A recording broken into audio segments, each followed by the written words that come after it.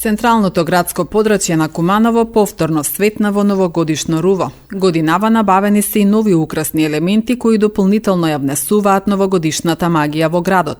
Веќе 3 години поред општината украсува со сопствени новогодишни украси, кои согласно плановите ќе може да се користат и наредните години, при што постојано ќе се зголемува бројот на украсни елементи, а за новогодишната светлечка декорација се грижи приватна компанија, велат надлежните. Останува само да светне и новогодишната елка на градскиот плоштад.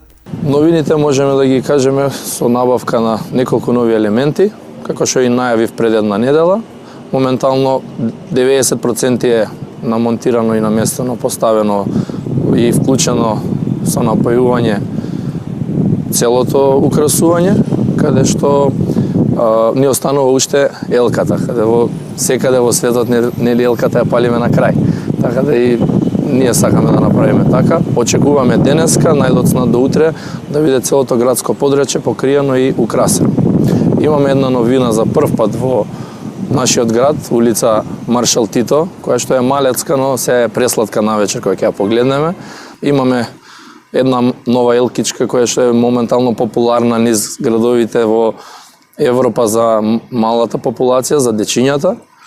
И еден нов лампион, едно символ срце на градот Куманово, но многу има голем интерес за сликање, посебно во овие нови, што не ги кажав, едно пингвинче, едно мало мече, каде што можете да ставите глава да се сликаат, е тем популарно.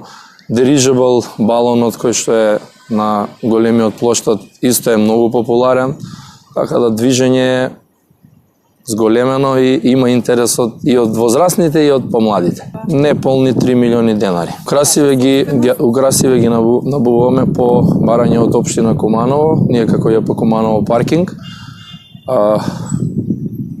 До сега што биле набавени остануваат во наша собственост и сега дополнуваме. Секоја година ќе биде дополнување. Овие средства што ги користиме не ги даваме само за моментално украсување и односно рентање, туку си ги задржуваме за нас.